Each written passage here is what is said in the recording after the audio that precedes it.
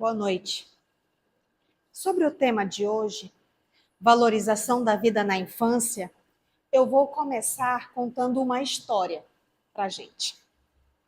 Essa história diz assim: era uma vez um casal muito simples, porém trabalhador. Esse casal teve uma filhinha. Com pouco tempo, o pai veio a falecer. E a mãe precisou deixar essa criança numa creche que mais parecia um internato. Essa criança tinha 2 anos de idade. E por que ela deixou ali? Para poder trabalhar. E ela sempre que podia visitava a filha e levava algum dinheiro para custear a vida da criança. Mas o dinheiro começou a ficar curto. E aos 2 anos de idade, a mãe se viu obrigada a entregar a criança no departamento de instituições de caridade. Ela foi levada para ali, mas não estava apta à adoção. Mas, infelizmente, ela foi adotada por um casal de forma não muito convencional. E o único cuidado, a única obrigação deles era pelo menos levar a criança, apresentá-la em um determinado período, de período em período. Isso foi feito apenas uma vez. Mas em pouco tempo que ela estava com essa família, o esposo dessa senhora, ele veio a falecer e novamente ela ficou órfã de pai adotivo. A mãe adotiva casou-se novamente e levou consigo a criança. E nessa nova família, nesse novo grupo familiar, as agressões iniciaram. A criança ainda com pouco tempo de vida. Os vizinhos ouviram gritos, ouviam reclamações, a criança sempre se lamentava. E aí os vizinhos, desesperados com aquela situação, mas não sabiam a quem recorrer. E recorreram a uma missionária, a uma religiosa. Mas, infelizmente, naquela época, não se tinham muitos lugares para onde pedir socorro ou a quem pedir socorro. Mas para dizer o quê?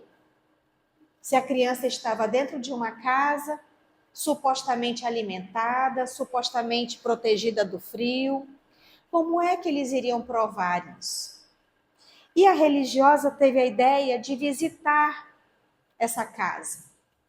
E logo que ela entrou, ela percebeu a criança muito pequena para a idade, desnutrida, cheia de hematomas, e de alguma forma buscava indícios para conseguir resgatar aquela criança. Só que, como eu falei anteriormente, não existiam órgãos que protegessem os pequenos. E o que aconteceu?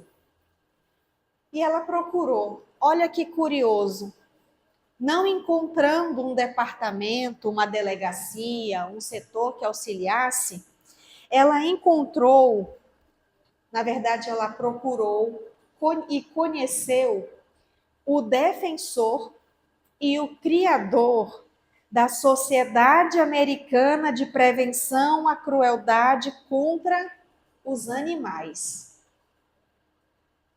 E foi com a ajuda desse senhor que eles conseguiram abrir um processo contra aquela mãe adotiva para resgatar essa criança.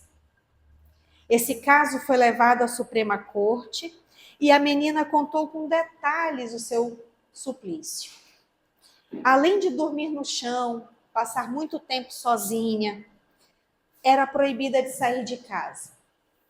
Isso ela contando na frente do juiz. Fora muitas vezes chicoteada, apanhava muito e era cortada com tesoura. Isso emocionou todo mundo e o que mais deixou estarrecidos é que ela não tinha nenhuma memória de cuidado, de abraço, de beijo, de boa noite. Ela não sabia o que era isso. Claro que depois de toda essa situação, após o julgamento, a mãe adotiva teve a pena que foi dita a ela. Mas em resposta a essa crueldade e considerando que outras crianças também pudessem sofrer com maus tratos, foi criada nesse período, por volta de 1874,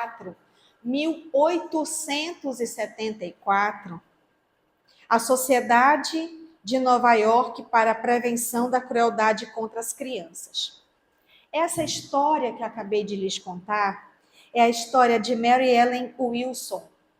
Ela nasceu em março de 1864, no bairro de Hell's Kitchen, em Manhattan, Nova York, nos Estados Unidos. Vamos guardar esse ano, 1864, ano que a Mary Ellen nasceu.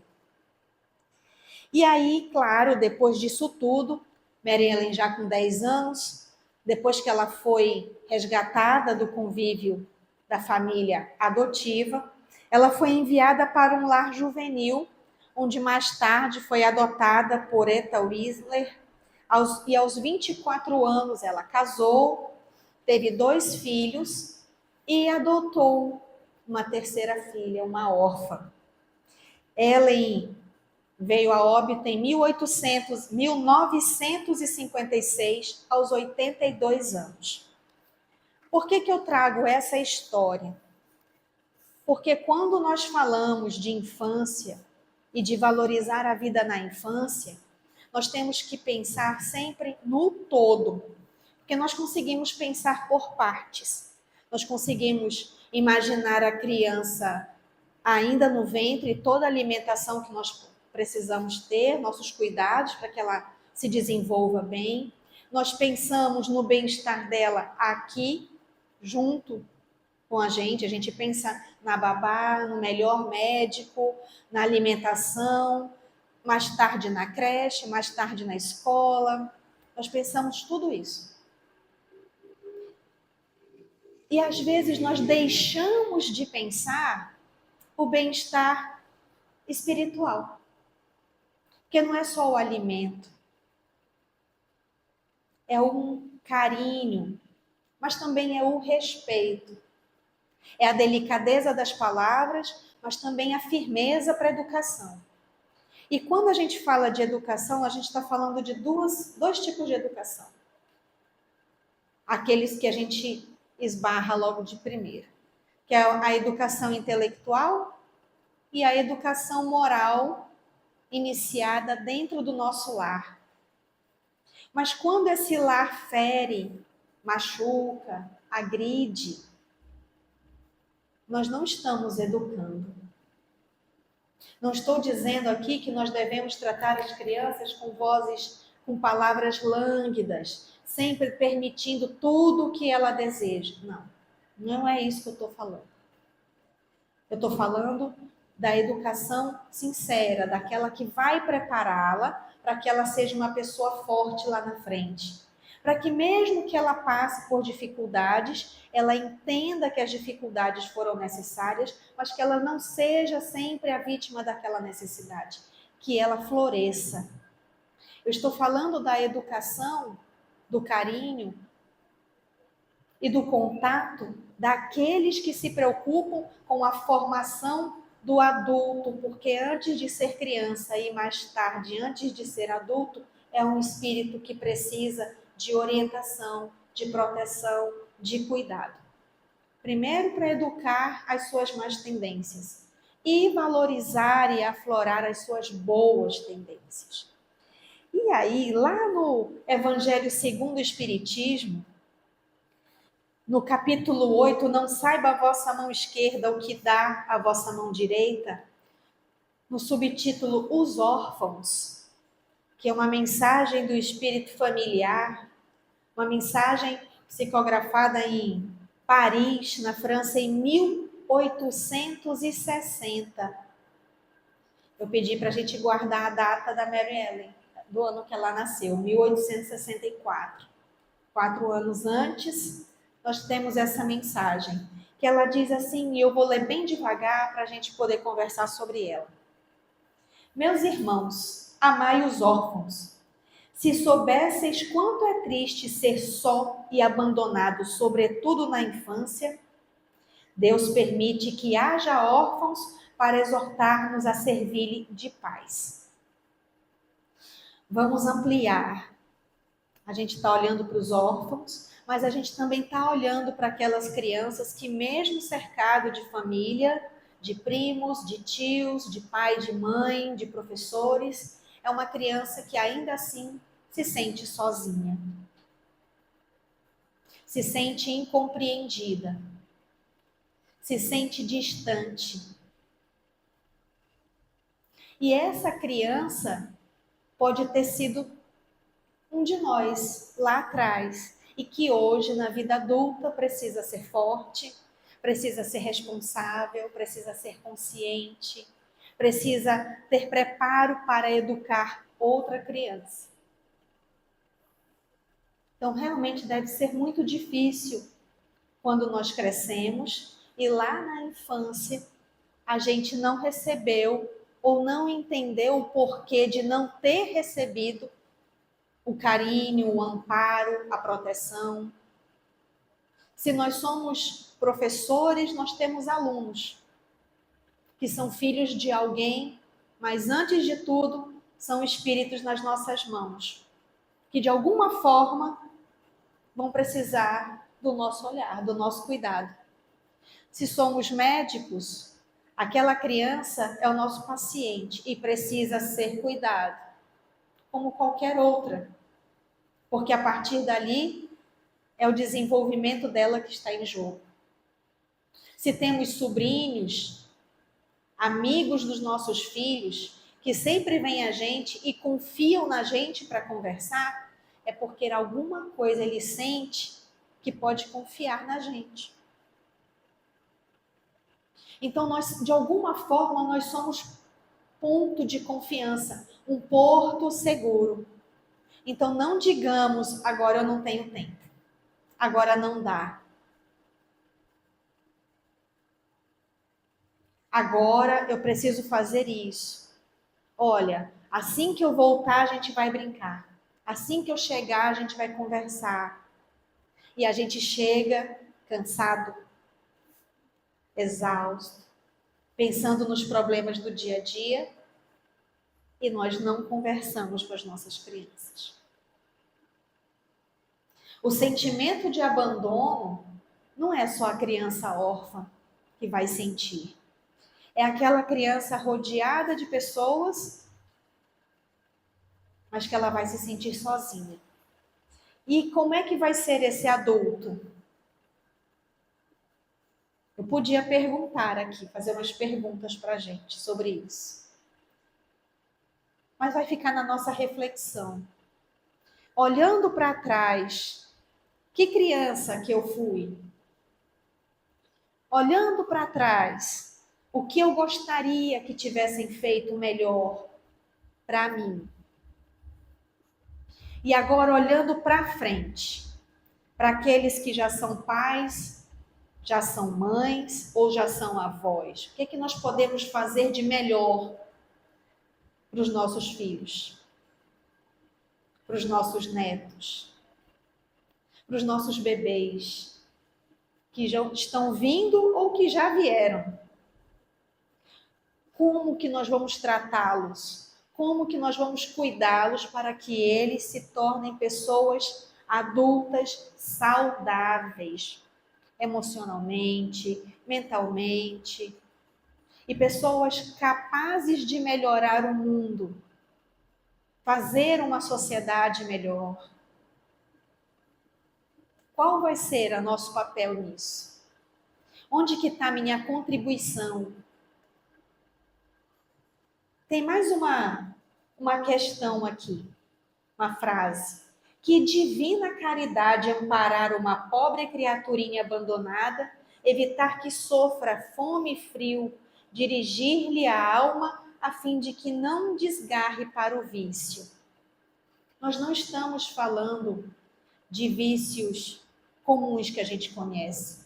A gente está falando, inclusive, das tristezas, que tem o caminho negativo, sim, mas nós também temos o caminho negativo do emocional, aquela tristeza infinita, uma criança que tem um olhar triste, que não olha, não tem esperança, porque acha que dali ela não vai sair. Novamente estamos falando de órfãos, mas também estamos falando dos órfãos das emoções, dos sentimentos, das palavras, do bom ensinamento, do caminho correto, na distinção do que é correto, do que é errado, do que pode, do que não pode, da explicação das consequências das nossas escolhas. Essas crianças vão crescer. E aquelas que passarem pela gente, seja qual for a profissão, mas principalmente dentro, no nosso caso, da casa espírita, como evangelizandos, alguma informação, alguma sementinha do bem precisa ser plantada. E eu trago para a gente essa responsabilidade, sim. Porque, como foi dito na abertura, nós trabalhamos também, né, na evangelização infanto-juvenil. O que é bom para mim aqui na palestra também vai ser maravilhoso para a criança que frequenta a evangelização, porque é um auxílio. Colabora com os pais. E aqui eu reforço a importância do evangelho no lar, ainda que a criança esteja na barriga ou seja um bebezinho. Vamos fazer o nosso evangelho no lar.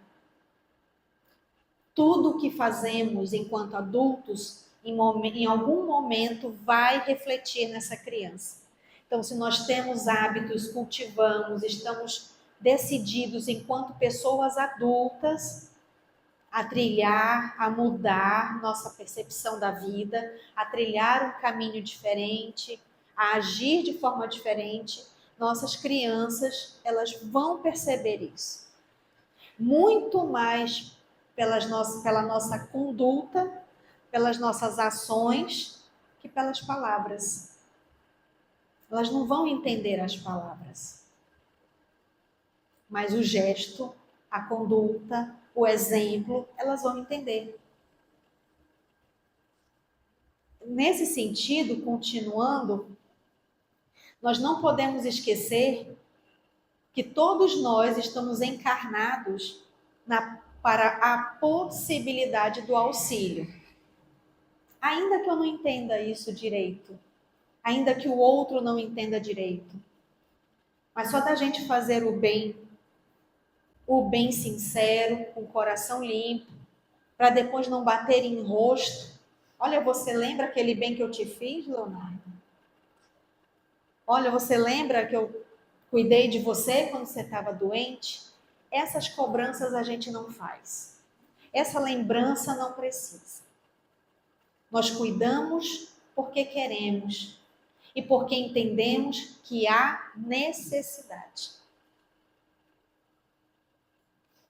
E qual é o melhor benefício disso tudo? Quando você dá uma palavra amiga, quando você abraça, quando você cuida, quando a gente vai bem ali na casa do vovô, cantar uma música, fazer um lanche, levar um pouco de alegria para eles. Quem são aqueles idosos? Quem foram aqueles idosos na infância? Porque a gente vai chegar lá. Não importa.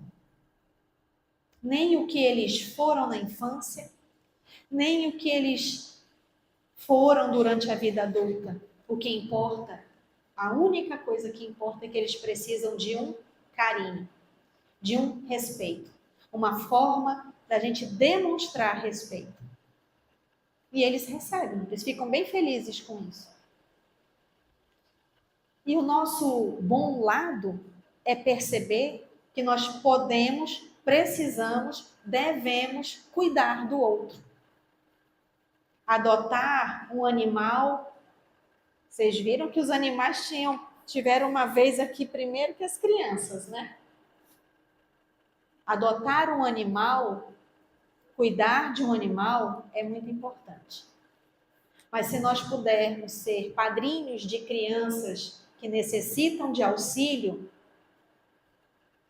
também não vai ser ruim, não. Vai ser um ponto positivo para a gente. E na educação que nós dermos às crianças que passam pelas nossas vidas, um bom ensinamento, um bom exemplo, isso também vai frutificar lá na frente. Eu só tenho 8 minutos, Leonardo. Então, só vou trazer uma questão do Livro dos Espíritos, a 685, que vai falar da educação. Porque a educação intelectual tá fácil, muitas vezes nem depende da gente. Mas a educação moral, ela precisa nascer dentro de casa. Preparar a criança para lidar com o outro tem que ser dentro de casa. Ensinar a criança a perceber o que é correto e o que é errado é dentro de casa. Porque não tem ninguém que ame mais os nossos filhos que nós mesmos, que os pais, que a família, que os tios, os avós. E no momento que essa criança atingir a vida adolescente, chegar na adolescência com um monte de amigos que ele não vai preferir você, ele ainda vai preferir os amigos, ainda assim, quando ele precisar, ele saber que a família está ali. E ainda na vida adulta, quando nós já estivermos um pouquinho mais idosos, na nossa ceia de Natal, quem é aquele filho que vai bater a porta para participar dessa ceia? Que coração foi esse que você ajudou a construir? Ajudou a melhorar? E que vai fazer ou não outras pessoas felizes? Que vai cuidar de outras pessoas? Que também vai constituir sua família? E que também vai ensinar para o seu filho a fazer as escolhas corretas, entendendo qual é o caminho correto e qual não é. Então, estejamos preparados para auxiliar no progresso. Porque a sociedade só vai melhorar quando as crianças que estão vindo forem bem preparadas e que nós, enquanto adultos, nos reeduquemos para orientá-las melhor. E aí sim, uma sociedade melhor, mais respeitosa, mais honesta, mais equilibrada, mais ética, é possível. Mas para isso a gente precisa também olhar para dentro de nós e entender que precisamos fazer o que é correto. Tem uma mensagem na Agenda Cristã que diz assim: se você conhece os ensinamentos de Cristo, então já sabe o que fazer. Então, de alguma forma, nós já sabemos o que fazer.